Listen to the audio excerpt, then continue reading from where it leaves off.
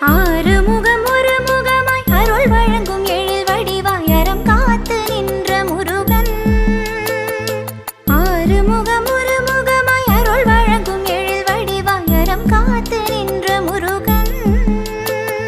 தெய்வானை வள்ளியுடன் வண்ணமயில் மேலமர்ந்து வரம் கோடி தந்த குமரன். வரம் கோடி தந்த குமரன். மூன்றான தமிழ் தந்த நான்கான மறையாகி ஐம்பூதமாளும் தலைவன்.